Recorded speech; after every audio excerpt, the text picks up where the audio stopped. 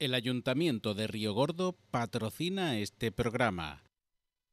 Muy buenas tardes, sean bienvenidos a estos lunes donde ponemos de manifiesto nuestro patrimonio y todas aquellas tradiciones que tienen que ver con Málaga y con todo lo que engloba el arte, la artesanía, pintura, escultura, edificaciones, edificios y todas las cuestiones que hablan de nuestro pasado, nuestro presente y que nos anuncian también nuestro futuro. Después de haber pasado por esos momentos de carnaval, de ese carnaval en el Teatro Cervantes con las diferentes agrupaciones y después de seguir informándoles de todo aquello que tiene que ver con esta fiesta del invierno cálido, como es denominada en Málaga, que todavía no ha concluido y no concluirá hasta que lleguemos a las estribaciones de Doña Cuaresma, nosotros continuamos con nuestra programación habitual y hoy lo vamos a hacer, como decíamos, con arte, con artesanía, con artes decorativas, pero sobre todo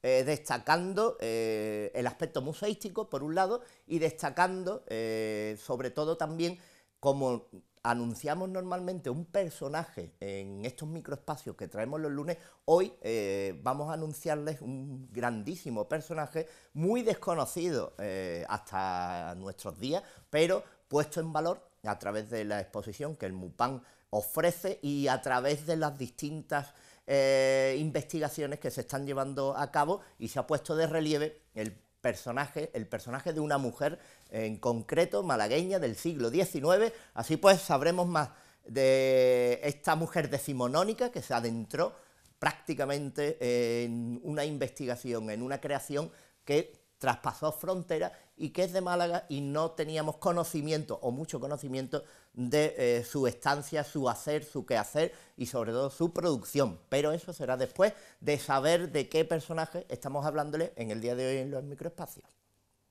José Antonio Muñoz Rojas, poeta y prosista español, nació en Antequera, Málaga, en 1909.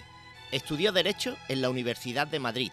En 1936 decidió ir a Cambridge como lector de español. Allí coincidió con Unamuno, Cernuda y Leopoldo Panero. Ahondó en la lírica inglesa y tradujo a John Donne, William Wordsworth, Gerard Manley, Hopkins, Francis Thompson y Sir Eliot.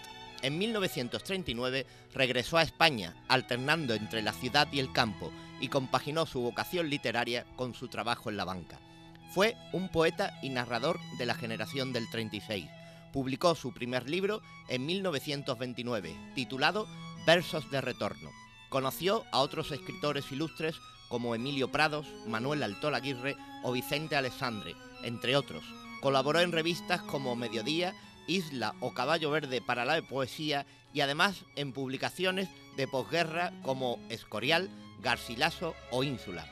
Destacan sus publicaciones en verso y prosa, tales como Soneto de amor por un autor indiferente en 1942, Abril del alma en 1943, Las cosas del campo en 1953, Cantos a Rosa en 1955, Lugares del corazón en el 62, Salmo en 1970 y Ardiente jinete en 1984, así como Rayos sin llama en 1994, Objetos perdidos en el 97, entre otros olvidos en 2003 y Yo solo sé nombrarte en 2002. En 1998 obtuvo el Premio Nacional de Poesía por sus libros Objetos perdidos y en el año 2002 el Premio Reina Sofía de Poesía Iberoamericana por el conjunto de su obra. Además fue nombrado Hijo Predilecto de Andalucía en 1998. Recibió la Medalla de Oro de Antequera y la Medalla de Honor de la Real Academia de Bellas Artes de San Telmo. José Antonio Muñoz Rojas muere en Mollina el 29 de septiembre de 2009. Un personaje eminentemente y rotundamente polifacético en muchos aspectos, prolífico también, y que hemos traído a este microespacio. Y como traemos también a un personaje para destacarlo, para anunciarlo y para ponerlo en valor, un valor que se está haciendo precisamente en estos meses en el MUPAN, ese Museo del Patrimonio malacitano, donde su director, Elías de Mateo, pues siempre nos propone novedosas perspectivas de artistas, principalmente malagueños, pero también de otros artistas que tienen que ver con esta ciudad o que exponen a través de este Mupán. Y por ello, hoy contamos, como no puede ser de otra manera, don Elías de Mateo. Muy buenas tardes. Paco, buenas tardes. Encantado de estar aquí de nuevo y con un personaje absolutamente fascinante. Fascinante, del que hablaremos y muy desconocido, que eso es importante. Y por otro lado, evidentemente, esa exposición de la que vamos a hablar tiene un comisariado, y ese comisariado queda a cargo de la historiadora y doctora en Historia del Arte, Matilde Torres. Muy buenas tardes. Hola, buenas tardes. Mujer fascinante, Matilde. Emilia Rebollo, que es el personaje que acude al Mupán a través de su creación, que se expone en el Mupán, y que verdaderamente, con conocer algunas pinceladas de su biografía, de su vida, ya no deja de fascinarnos. Además, de verdad, una mujer apasionante, polifacética, efectivamente, del siglo XIX, y una total desconocida aquí en Málaga, siendo del barrio del Perchel. Pero bueno, en ello estamos, en presentarla en estos meses, y que se la conozca como realmente merece a ella, a su vida y a su obra, por supuesto. Elías, en la anterior comparecencia en este programa, pues anunciábamos lo que iba a venir a través de tanto del Mupán como del Rebello de Toro, por esa dualidad que se tiene, ¿no? Y anunciábamos exposiciones, y una de estas exposiciones, que comenzaba en enero y que se va a adentrar hasta abril, hasta finales de abril, no deja de ser la de Emilia Rebollo, artista malagueña de la tapicería y el estarcido en el siglo XIX. Ya la titulación nos habla de una mujer, pero de unas artes muy desconocidas también. Sí, pero es unas artes... Emilia Rebollo fue, y Matilde seguramente lo va a ampliar, una mujer hecha a sí misma, una mujer muy humilde, que se adentra para ganarse la vida en el mundo de las artes decorativas, de la artesanía, primero en lo que es la tapicería, después lo que es el estarcido. En el fondo es, en sentido amplio, la decoración, pero que luego da un salto importante porque es una gran creadora de elementos decorativos, porque ya no es simplemente una labor puramente manual o puramente mecánica, más o menos virtuosa, sino que hace unas creaciones que en el Mupán ustedes van a poder ver hasta finales del mes de abril, y que son absolutamente maravillosas en esos dos aspectos, en lo que era la tapicería decorativa, que en el siglo XIX, a final del siglo XIX, se ha hablado muchas veces, Paco, y a los telespectadores, de un espacio viscontiano. Entonces los cortinajes, lo que es la tapicería de los elementos que, digamos, en las habitaciones de la nobleza y de la alta burguesía, muy recargadas, pues en ese nicho de mercado y de creación estaban los primeros años de actividad de Emilia Rebollo. Que además yo tengo que decir que hasta que un tataranieto suyo, José Javier de las Peñas, un abogado malagueño que además es artista, es pintor abstracto, pues que además era también descendiente de José Grifo, uno de los empresarios de los pianos, pues me habló de esta mujer. Luego la profesora Rosario Camacho, maestra de todos nosotros, pues ya me puso en contacto con la persona que la había estudiado, con Matilde Torres, y yo tengo que decir que es una de las exposiciones más originales, hechas en el Mupán con más ilusión, porque tiene muchos pluses, porque es una artista desconocida, porque es mujer, porque en el siglo XIX era muy difícil que una mujer sobresaliera, y la verdad es que creo que tenemos allí algo que merece la pena por lo casi desconocido del personaje y de su obra. Claro, Matilde, porque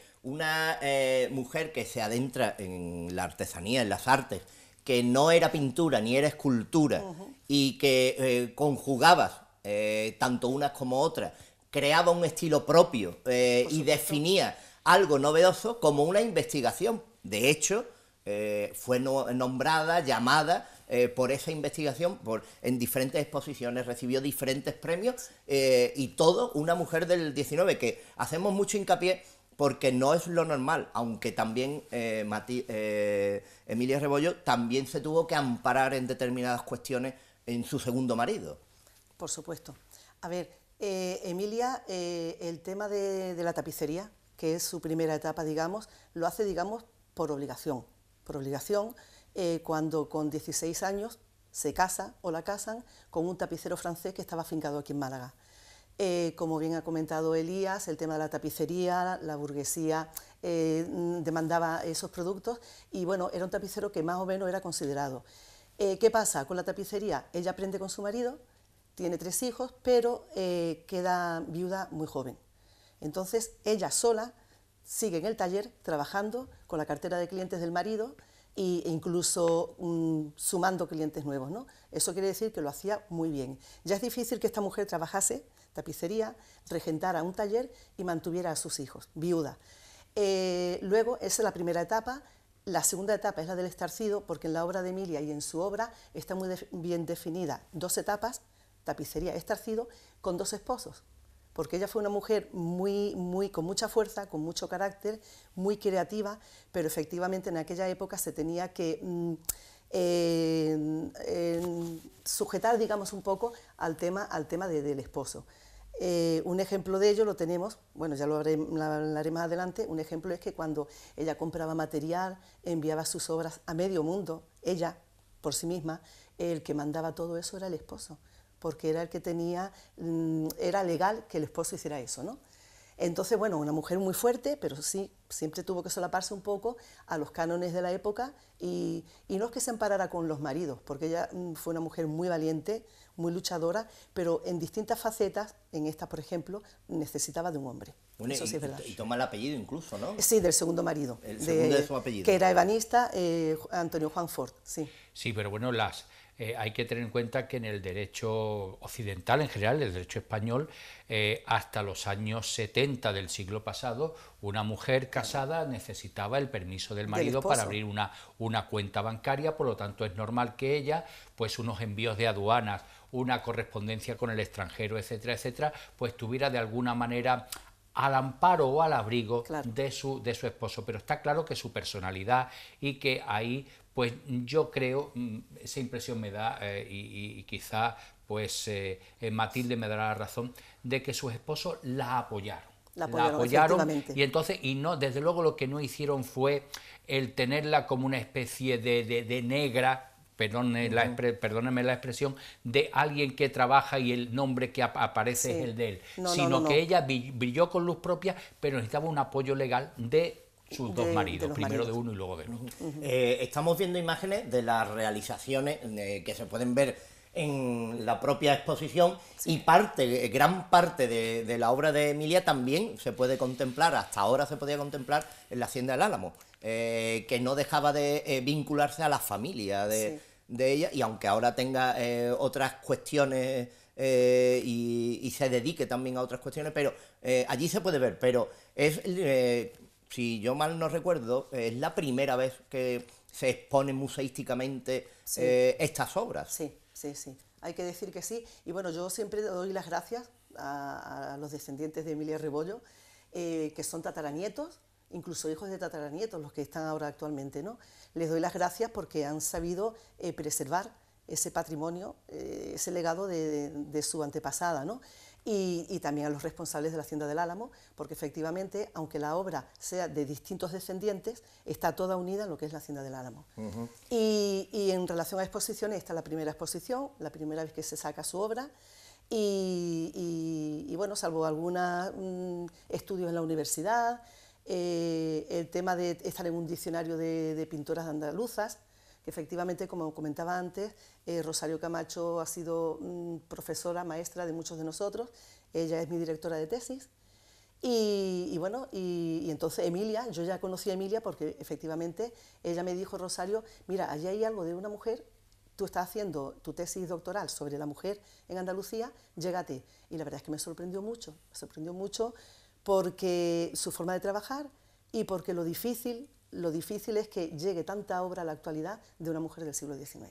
Y que haya obras, medallas y que haya llegado. Sí, además es un recorrido que uno de sus tataranietos, con el que hemos tenido mayor trato y y también Matilde nos ha dicho, y es que la Hacienda del Álamo la compra una de sus hijas, un yerno concretamente, yerno concretamente. Ella pasa temporadas en la última etapa de su vida allí, pero también hay una parte importante de la obra que está, digamos, en la casa de la familia, que estaba en la esquina entre calle Carretería y Tejones Rodríguez. Nosotros los cofrades sabemos muy bien esa esquina, que luego hicieron un bloque, Enrique Navarro, un bloque donde llegó vivido Enrique Navarro, un bloque muy del desarrollismo de los años 60, y cuando aquella casa la familia la vende, pues en la obra que había allí pasa a la Hacienda del Álamo. O sea que ha sido una serie de felices circunstancias y de que también han sabido valorar que tenían esa familia algo muy original. De hecho, cada pieza es propiedad de un heredero de Emilia, y lo que quieren hacer ahora el conjunto de la familia es pues una pequeña fundación, porque el deseo de conservar la obra en su globalidad y lógicamente también darle el tratamiento de restauración y de conservación adecuado que hoy en día lógicamente se puede hacer. Pero la obra es absolutamente impresionante y magnífica. Yo la recomiendo porque la estuve viendo in situ en su momento en la Hacienda del Álamo, que fue cuando encontré y me topé con esta mujer, hasta ahora para mí desconocida, y es verdad, hablas, Matilde, dentro del trabajo y del doctorado, de esas 300 mujeres andaluzas del 19, pues evidentemente destacaban en pintoras, escultoras, pero este tipo de mujeres es el único de los que te encuentras, y de ahí empiezas a tomar valor a la misma y empiezas a descubrir el personaje, ¿no? Sí. El personaje, ya te digo, desde el principio me llamó muchísimo la atención. Yo siempre digo una cosa, que en el diccionario, que es parte del resultado de la tesis doctoral, las 300 y pico de mujeres, 310, 14 creo, todas fueron importantes porque todas llegaron a exponer. El parámetro que yo sigo para incluirla en el diccionario es que al menos en una ocasión hubiesen expuesto públicamente su obra. Y ahí hay pintoras buenísimas de toda Andalucía, otras no tanto, pero todas muy buenas. Emilia, ¿por qué es especial? Porque ha llegado su obra, han llegado sus galardones, ha llegado su parte de herramientas, ¿no? Y otra cosa muy importante, que ahora en el ciclo de conferencias, que ahora comentaremos, una cosa muy importante es que en la conferencia que se va a dar en relación a Emilia, si en la exposición está su obra, están sus condecoraciones, una cosa que no se ha llegado a poner es la correspondencia. Y yo me he basado muchísimo en esa correspondencia para ver la relación que ella tenía con entidades a nivel internacional, que eran los que le informaban de las exposiciones que se celebraban. Digamos, la de Chicago, la Universal de Chicago en 1893 o la de 1900 en París. Y entonces hay documentación de todo eso que la voy a presentar en la conferencia del próximo 13 de marzo. En el MUPAN. Bueno, ya que estamos hablando también, anunciemos pues las conferencias que forman parte de las actividades que nos tiene acostumbrados. Llevamos una serie de exposiciones que se acompañan de actividades y de conferencias. Tenemos, y ustedes pueden llamar al MUPAN y enterarse, tenemos visitas guiadas, talleres para adultos, talleres para niños, pero en las conferencias he querido hacer una línea que no es absolutamente completa, porque mujeres que han sido pioneras en cada uno de los campos en Málaga, una ciudad abierta, una ciudad dinámica, una ciudad donde germina en el fondo todo lo bueno, pues ha habido muchas, pero bajo el título de pioneras, en los miércoles de marzo y en el primer miércoles de abril, pues vamos a tener como protagonistas esas pioneras malagueñas o vinculadas a Málaga. De hecho, Araceli González va a empezar el día 3 con una conferencia sobre Teresa Piazu, directora de la Escuela Normal de Magisterio de Málaga y la primera mujer que durante la dictadura de Primo de Rivera ocupó un cargo municipal. Fue la primera concejala del Ayuntamiento de Málaga. Hoy lo más normal es que haya concejalas, pero entonces evidentemente se abrió una barrera importante. Luego Matilde nos va a hablar de Emilia Rebollo, pero en ese aspecto se conserva no solamente herramientas y su obra, sino que toda la documentación, y además para mí fue también asombroso, Paco, de Emilia, el que la familia ha conservado los diplomas, las medallas conseguidas, y hay medallas asombrosas. Por ejemplo, las primeras en Málaga se las da el Ayuntamiento y la Sociedad Económica de Amigos del País, pero luego hay medallas en exposiciones de Barcelona, en Bruselas, en Chicago, en París, en Suez, en Jerusalén, diplomas en Jerusalén. Realmente Emilia paseó el nombre de Málaga por el mundo entero a finales del siglo XIX, en la época de las grandes exposiciones internacionales, nacionales, regionales y locales. Luego, el día 20 de marzo, pues se va a hablar de otra malagueña que yo personalmente llegué a conocer, de Ángeles Rubio Argüelles, una malagueña que también rompió moldes por tantísimas, sobre todo en el mundo de la escena, en el mundo del teatro, pero también la investigación. Fue la primera académica de San Telmo. Y luego, el 27 de marzo, pues Víctor Heredia va a hablar de Isabel Oyarzábal. Pues un personaje malagueño que volcado hacia, digamos, una preocupación de izquierda, aunque ya procedía de la alta burguesía, para terminar el 3 de abril con una comparación muy interesante entre dos promotoras del arte vinculadas a la alta burguesía malagueña, como son Amalia Heredia, que ya la conocíamos, y Trinidad Solz. Entonces, realmente faltan muchas mujeres, pero claro, tenemos unos medios y un tiempo limitado, pero yo le animo a todos los televidentes a que a las 7:30 de la tarde, esos miércoles que los tenemos así para que nadie se pierda y tal, pues vayan al MUPAM a enterarse de esas antepasadas nuestras, que la verdad es que le dieron a Málaga prestigio en muchos terrenos como la política, el teatro, las artes decorativas, etcétera, etcétera. Bueno, aprovechando también estas conferencias en las que sabremos más de esos personajes y en el caso de Emilia, por ejemplo, hablaba Elías de todas las condecoraciones, de la presencia en tantas exposiciones internacionales, en tantos lugares como Bélgica, Rusia, comenzando desde Málaga, Barcelona a nivel nacional y después ya entrando todo. Pero, por ejemplo, titular de la Sociedad Científica Europea. Sí. No es un título que dieran normalmente a mujeres, en este caso, ¿no? No, pero por su obra, por el reconocimiento de su obra y por la trayectoria también, y por las relaciones, hay que decir, las relaciones que ella tenía con todas estas entidades, pues entonces le concedieron eso, sí. Medallas, diplomas, la verdad es que, y una cosa muy curiosa, es que hay en la exposición, que podrán verla allí en el MUPAM, hay un álbum de trabajo hecho, mandado a hacer por ella, en el que ella presenta todas esas exposiciones o a todas estas entidades con las que trabaja o colabora. En ese álbum hay una serie de fotografías de su trabajo y entonces ella la va mostrando por ahí. Una catalogación propia. Una catalogación, efectivamente, y hay una relación impresionante. En la conferencia del día 13 se va a ver el manejo que esta mujer tenía con todas esas entidades. Además, era una correspondencia muy fluida. Ella hablaba, estaba muy pendiente de lo que recibía, de la información que le daban, por supuesto. Y si había algún error o alguna cosa con la que ella no estaba de acuerdo, a continuación ella escribía y decía que por qué eso era así, ¿no? O sea, que era una mujer que estaba muy pendiente de todo, y en relación a lo que se ha comentado antes, ella iba muy por delante, de los esposos en el aspecto laboral, artístico, por supuesto, y por qué no también de inquietud. Su inquietud creativa hacía que ella tirase siempre hacia adelante, siempre con el apoyo de sus maridos, que le ayudaron mucho.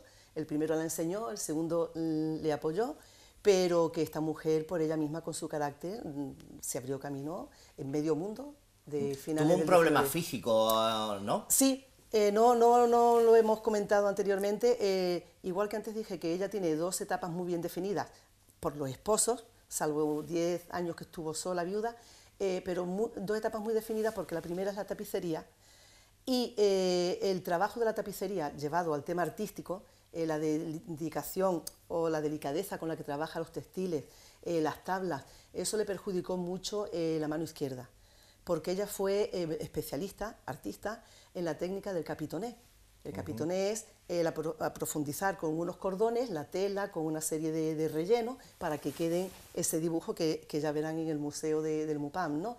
Entonces, claro, todo ese esfuerzo manual, nudo a nudo, le perjudicó la mano izquierda. Esta mujer, ¿qué hace? No se queda ahí parada, dice, tengo que seguir trabajando, mi creatividad sigue adelante, y empieza con el estarcido. Entonces son 2 etapas, aunque hay una etapa o una época de transición en el que trabaja tapicería y estarcido, que también lo verán en mobiliario en el MUPAN, pero son 2 etapas muy, muy bien definidas. Y dentro de esa definición de etapa y todo, también está el estilo japonés, y después otra diferenciación en relación a su problema físico, ¿no? A ver, ella al estarcido lo define como de estilo japonés. Y según las investigaciones, yo he estado viendo todo eso, lo define así con un doble sentido. En esa época, aparte de que los pintores, escultores, el orientalismo estaba muy, muy en auge, todos lo experimentan y lo trabajan, además la sociedad pedía ese tipo de, por ejemplo, un retrato a la japonesa, y se vestían como una japonesa, la sombrilla, ¿sabes lo que te digo? Entonces ella tomó de esa idea, y el estilo japonés en su trabajo tiene una doble vertiente. La primera es que el estarcido es una técnica milenaria, oriunda de Japón, con fondo oscuro, tonos monocromos. Esa es la primera parte. Y la segunda es que cuando termina su trabajo de estarcido, que es un trabajo hecho a base de capas, conforme se seca una pone la otra, la segunda fase, digamos, es la finalización con barnices, que da una apariencia de lacado. Entonces, una primera parte, digamos, es oriundo de milenario de Japón, la técnica de estarcido, y la segunda es el acabado, que parece lacado, que también se llevaban aquí. Sí, da una impresión de mueble japonés. Efectivamente. Pero además, Paco, hemos tenido al mismo tiempo, inauguramos hace unos días una exposición, El Jardín Secreto, donde pues se hace algo también muy original en el MUPAN, en las salas de la Colacha arriba, que es recrear las colecciones de arte contemporáneo de coleccionistas malagueños, ¿no? Entonces, algunos coleccionistas que han estado viendo la exposición de Emilia Rebollo, coleccionistas y creadores y artistas contemporáneos, me han hablado de la extraordinaria modernidad y de la capacidad para componer, sobre todo en la técnica del estarcido. O sea, esta mujer, de una manera, digamos, personal, autodidacta y tal, tiene una gran modernidad en su obra, especialmente en el estarcido, y sobre todo yo lo que desde el principio percibí es que tiene una facilidad para hacer composiciones nunca repetitivas, siempre originales, nunca simétricas, realmente sorprendente. Pues vamos a seguir hablando de Emilia Rebollo, pero será siempre después de que pasemos por ese estarcido de la publicidad y volvamos a nuestro programa.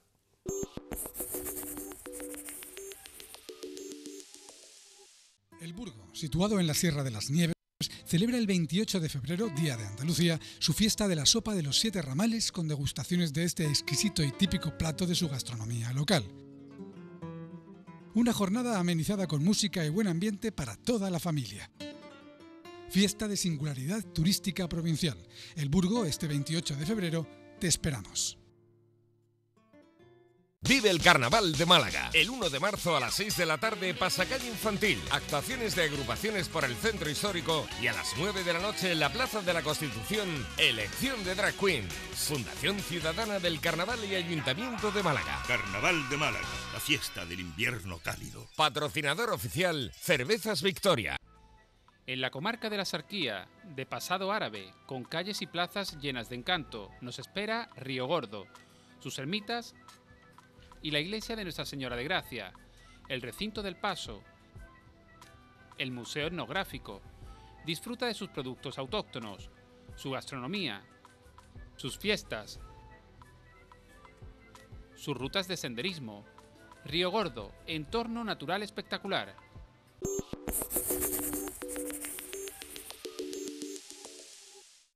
Volvemos, como decíamos, y como siempre también volvemos con nuestro vocabulario, con nuestra forma de expresarnos, de comunicarnos y de ser únicos y genuinos también culturalmente desde el punto de vista del vocabulario, de las frases, de las expresiones y del día a día. Sepamos de qué palabras, de qué circunstancias les hablamos en el día de hoy. Evidentemente, si decimos tenis, nos estamos refiriendo al deporte que, jugado con raquetas, se juega en pista rectangular, siendo además uno de los deportes que más triunfos y satisfacciones ha dado a España. Pero en Málaga, y por nuestro vocabulario, la palabra la definimos igualmente para referirnos al calzado deportivo, pues denominamos tenis a aquellas zapatillas deportivas, por aquello de asociar las mismas a la práctica del deporte de la raqueta. Así pues, los tenis en Málaga no dejan de ser un par de zapatillas deportivas. Ahí está, la palabra tenis, con la que nos hemos criado desde pequeño y desde siempre. Estábamos hablando, comentando la vida, el legado y la exposición que en el MUPAN existe sobre Emilia Rebollo, esa artista y investigadora, empresaria, mujer de futuro, visionaria del siglo XIX y malagueña y perchelera, sobre todo también, de la que estamos poniendo hoy y estamos poniendo de manifiesto pues todos sus elementos a lo largo de su vida y de su creación. Lo hacemos porque aprovechamos que el MUPAN expone parte de su obra durante estos días y se proyectará hasta el mes de abril, y lo hacemos, recuerden, con Elías de Mateo, que es el director del MUPAN, y también con la comisaria de esta exposición en concreto, que es la historiadora, doctora en Historia del Arte, Matilde Torres. Hablábamos de una mujer adelantada a su tiempo, de los maridos, de las circunstancias, de los problemas físicos que había tenido, de la creación artística, y estábamos comentando las circunstancias de los premios y el haber estado en todos y cada uno de los lugares de importancia en el 19. Y decía yo ahora, perchelera, se recalca también mucho eso del perchel porque, aunque el perchel ha sido una zona industrial evidente de Málaga a lo largo de los siglos, que surja desde el perchel también nos habla de unas características ya propias, ¿no? De Calle Cerrojo. Calle Cerrojo. Ni más ni menos. Allí nació Emilia Rebollo. Bueno, sí, y además ella, se ha comentado antes, el nombre de Málaga lo llevaba a todas partes, a todas las exposiciones donde presentó su obra, con todos los envíos, en todos los diplomas. Se puede ver en la exposición, Emilia Rebollo de Fort de Málaga. Eso se lo dan en Jerusalén, se lo dan en Palestina, se lo dan en Bruselas, y aparece el nombre de Málaga. Luego entonces ella, en el 1880, 1890, ella está ya mostrando que ella es de Málaga, de esta ciudad. Entonces ella, una mujer muy orgullosa de su trabajo, de sus orígenes, que fue superando con su trabajo, con su esfuerzo, con las circunstancias de su vida, pero que fue una mujer que con el tema de las exposiciones, hay que decir que no solamente era ella la única de Málaga que llevaba obra a estos eventos, a estas exposiciones. Por ejemplo, la de Chicago de 1893, pues fue Enrique Simonet, Moreno Carbonero, o sea que habían pintores de Málaga, digo, no ya hablando del resto de España. En la de 1900 de París coincidió con Emilio Ocón también, que es muy curioso que Emilio Ocón, el marinista que todos conocemos, paisajista también buenísimo, pero era también polifacético este hombre, entonces trabajaba las vidrieras, y entonces coincide con Emilia Rebollo en París, en la Universal de París de 1900, presentando vidrieras. Entonces muy curioso, o sea que ella tenía la información de fuera, de estas entidades que hemos dicho con las que trabajaba y mantenía esa relación. Pero luego aquí en Málaga había también personajes, artistas, sobre todo vinculados a la Escuela Malagueña del 19, que iban con ella. Muchas veces me han preguntado si hubo alguna relación de amistad, de conocimiento entre Emilia y alguno de estos pintores. Yo me baso mucho en la documentación y yo no puedo decir que sí la hubo. Ahora, ella viviendo en la calle Mártires, porque ella, Emilia, nace en calle Cerrojo, se casa ahí, vive ahí, se queda viuda ahí, pero cuando se casa con su segundo esposo, con Juan Ford, él tenía su taller de ebanista en la Plaza de los Mártires. Entonces ella se va ya con él. O sea, su segunda etapa está en calle Mártires. Y de donde tenían ellos el taller a la Escuela de San Telmo de Bellas Artes habían 200 metros. Entonces quiere decir que solamente por el hecho de presentar obra tuvieron que conocerse, saberlo y de alguna forma tener una relación. Que no haya escrito que lo constaten, pero seguro que se conocieron. Hay una cosa también muy relevante que está en la prensa de la época, y es que cuando ella fallece, pues se recoge, no es normal en una señora que no es de la alta burguesía, se recoge el duelo, se recoge el entierro y tal, y se recoge que asisten al mismo pues personajes muy relevantes de la sociedad y de la política malagueña, entre otros el que iba a ser muy pocos meses más tarde alcalde de la ciudad, Francisco García Almendro.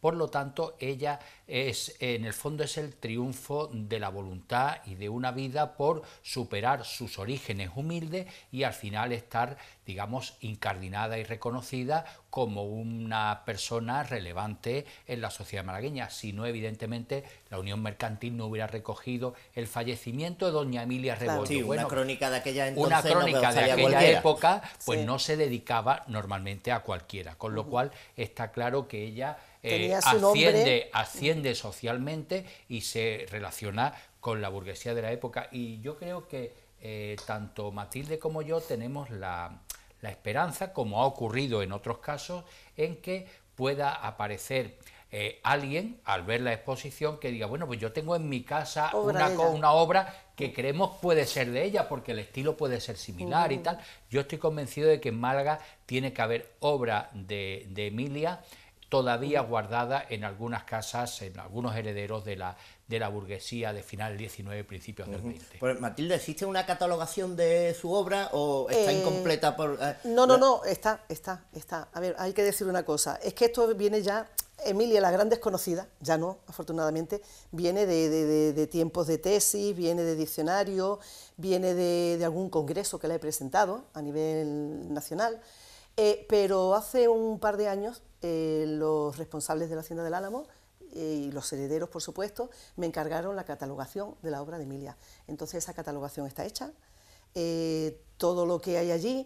Luego hay determinada obra que está en domicilios particulares, que no se muestra en la exposición, pero también me han permitido catalogarla, o sea que el grueso, el 95% de su obra, digamos, está catalogada. ¿De cuántas piezas podemos estar hablando? Pues es que es difícil porque está su obra, están las medallas, pero de piezas entre una cosa y otra, pues una 50, 60 aproximadamente. Claro, son piezas de larga elaboración, no estamos hablando de piezas, habrá de mayor y menor tiempo, pero son piezas de una elaboración, de un estudio también, porque estamos ejecutando una pieza, pero habrá un diseño previo. Efectivamente.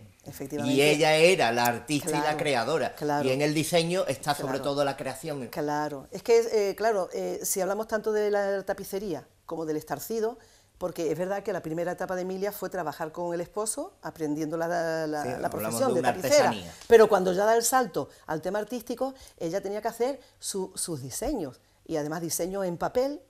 Luego ya sabemos que en la tapicería el tema del capitoné es una tabla, poner una base de guata o de borra, luego textil, y todo eso ella tiene que hacerlo con dibujo anteriormente para luego ir perforando. O sea, eso tiene un trabajo... hace un picado del dibujo. Impresionante, un picado del dibujo y de la madera que taladra, porque después por la parte de atrás tiene que anudar los cordones, que ahí la dificultad de su mano. Si nos vamos a la técnica del estarcido, pues también plantilla sobre plantilla. Ella, como bien se ha comentado, ella nunca repite una composición de las suyas, y bueno, y por las dimensiones de la obra, pues puede que en algunas estuviese 2 semanas, 3 semanas, un mes, pero hay otras de grandes dimensiones en que esas son meses. Y sobre todo en la tapicería es muy curioso que ya verán, en la tapicería el tema no lo trabaja ella en una sola base, digamos, va trabajando como una serie de marcos que luego va encajando, porque claro, cada marco tiene un modelo distinto de tapicería. Entonces lo va encajando, y eso es un trabajo de meses, difícil, y sobre todo obras que tienen más de 1 metro. Eso tuvo que ser muy, muy difícil. Claro, porque de alguna manera también podía ser precursora o adentrarse en un especial collage, ¿no? No, yo ahí no la ubico. No se puede calificar como tal, ¿no? Pero esa unión de varias técnicas, de varios elementos. Pero son independientes, porque la tapicería, aunque hay un momento de transición entre tapicería y estarcido, es transición porque sale de una y se va adentrando en la otra. Pero mezcla, no. Yo no la metería ahí. No. Luego hay otra cosa que, bueno, nosotros tenemos en la exposición un pequeño ejemplo, pero en los herederos, en las colecciones, digamos, privadas de sus casas, ella también se dedicó a hacer casas de muñecas, muy en la moda de la época.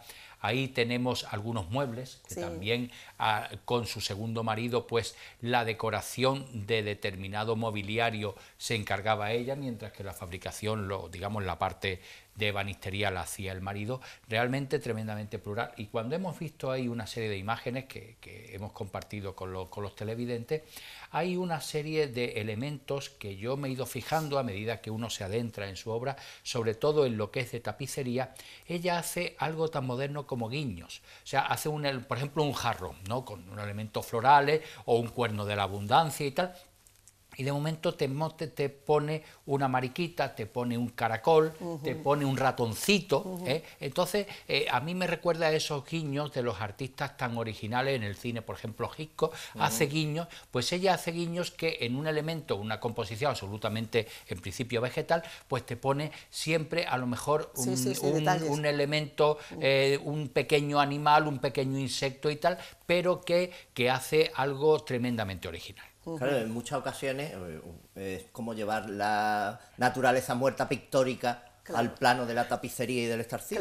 Claro, sí, es así. Y esos guiños a los que hace referencia Elías también lo hace en el estarcido, con pequeñas flores, con pequeñas dedicatorias. O sea, ella procura siempre dejar pequeños mensajitos, detalles, y que lo hace muy particular a su obra. Ahora que hablas de mensajitos y detalles, yo que he tratado el tema textil y de bordado, cuando se restauran obras, se encuentra uno, en obras evidentemente del XIX y de principios del siglo XX también, se encuentra uno, sobre todo en colectivos como adoratrices que bordaron, se encuentran mensajes de las alumnas o de todas aquellas que participaron, y mensajes de amor, principalmente, o mensajes determinados que marcan la época también, son un archivo para la época, y quién sabe si en un momento cuando estas piezas tengan una restauración o algo, se encuentran con todos esos tipos de mensajes que quizás a lo mejor, al igual que los colocaba en el exterior, también los puede colocar en el interior. Está claro que todavía no se ha abierto materialmente la obra, porque no se ha procedido a nada más que tiene muy buena conservación, a un reenmarcado, pero no ha habido un proceso de restauración interno que permita, por lo mejor, encontrar, digamos, lo que tenemos en la superficie anunciado, con esos pequeños guiños, que pueda haber algo interior también. Matilde, hablábamos de esta mujer desde muchos puntos de vista, y comentábamos antes de entrar que como buena perchelera y como buena malagueña, y con todo lo que hemos comentado, nos da la impresión, y sin impresión, que sería una mujer de armas tomar, ¿no? O por lo menos que sería una mujer que se veía venir, ¿no? Sí, por supuesto. Es que si no es así, si no llega a ser una mujer fuerte, con un carácter bastante seguro de lo que hace y de lo que quiere, no hubiese llegado donde llegó. Ella sabía lo que quería, y de hecho, bueno, ya en documentación y en escritos que tengo de ella sabía lo que quería y sabía cómo conseguirlo. Yo me imagino que en más de una ocasión tuvo encontronazos con algún personaje que tuvo enfrente, pero yo pienso o quiero pensar que por su educación, por su saber estar, lo supo llevar bien, pero fue una mujer de un carácter fuerte, porque si no es así, es que en ese mundo, en esa sociedad, es que no hace nada. Entonces, claro, lo que ha hecho es a base de enfrentarse a muchas cosas, de romper estereotipos también. Porque una cosa que yo siempre digo es que cuando conoce a su segundo esposo, su estatus social es un poco más elevado, ella también podría haber dejado de trabajar. Y ella no, ella sigue hacia adelante, ella quiere seguir trabajando. Y de hecho, ya lo hemos comentado, ella siempre ha ido por delante de.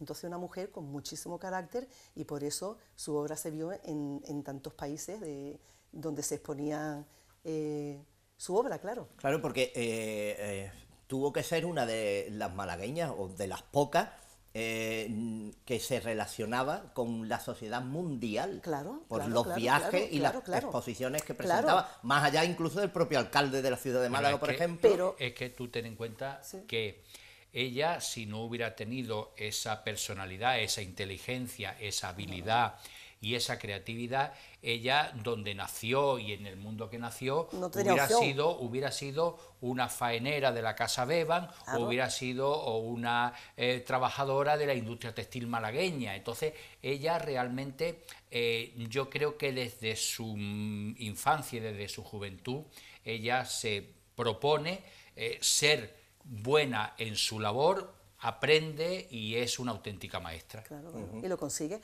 Y además lo raro y lo difícil es porque, bueno, sí, en aquella época, en la alta sociedad, había mujeres que se comunicaban, se escribían, que viajaban, las de la alta burguesía, y entonces tenían relaciones a nivel internacional, pero eran de familias de clase alta. Pero estamos diciendo que Emilia, de donde nace, de su trabajo, de su dificultad, que llegue a eso, y además muy reconocida, muy querida.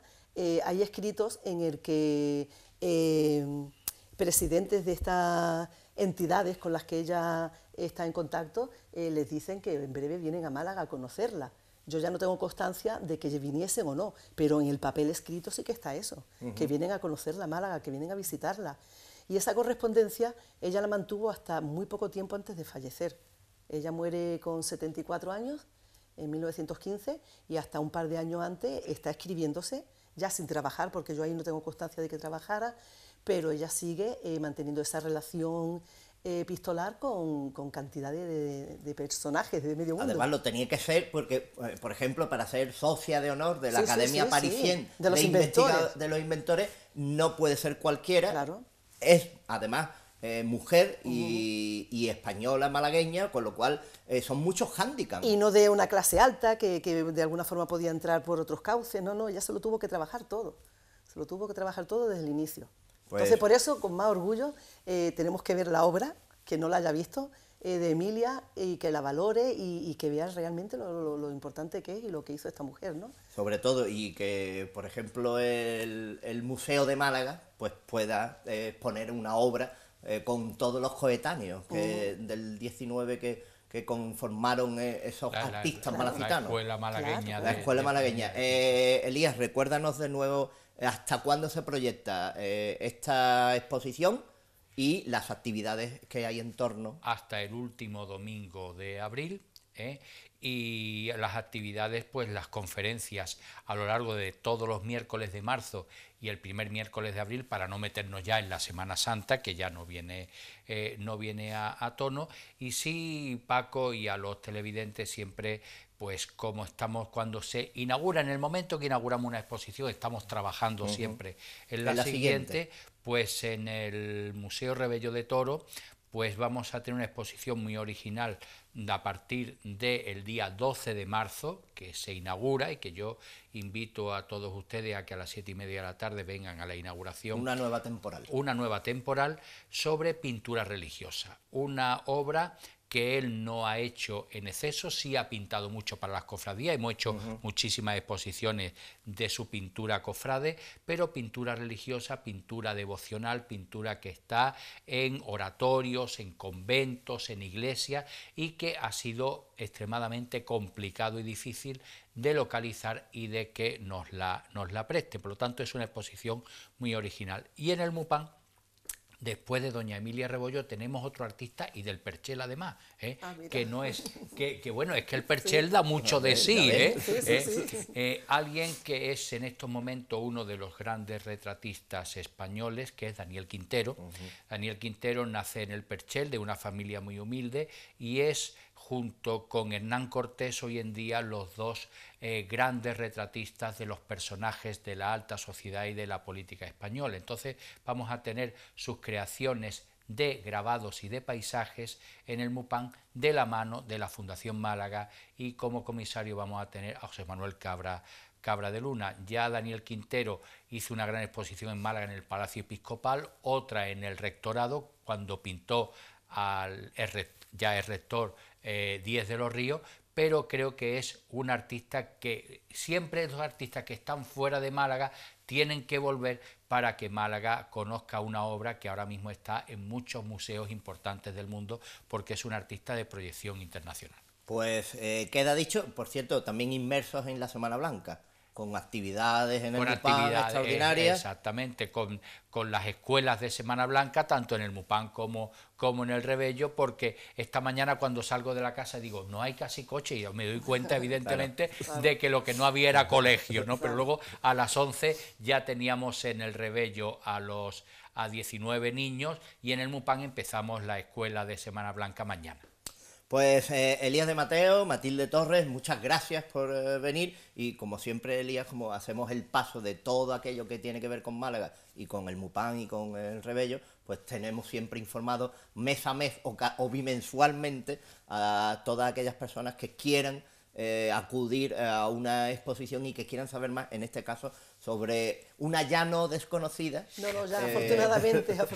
Y que dará todavía mucho que hablar. Yo creo que sí. Aunque hay más mujeres a las que rescatar, pero de ellas se puede hacer muchas más cosas. De hecho, la conferencia está previsto también en un congreso, meter algo de la obra de Emilia también. O sea que Emilia va a estar un ratito más y ya no es la gran desconocida. Y también, Matilde, esperamos también con anhelo cuando publiques ese catálogo razonado y completo de la obra conservada, claro. Porque la obra conservada de Emilia, porque creo que va a cerrar el círculo virtuoso al hacer una publicación ya monográfica y completa y digamos estudiada pieza a pieza de todo lo que se conserva. Ese es el resultado de la catalogación de la obra de Emilia Rebollo. Pues o sea que habrá otra presentación. Estaremos atentos, no se pierdan la exposición y el personaje y conozcan y introduzcanse en ese personaje de Emilia Rebollo. Nosotros les esperamos la semana que viene con mucho más patrimonio, con mucha más tradición y aquí los lunes en PTV. El Ayuntamiento de Río Gordo ha patrocinado este programa.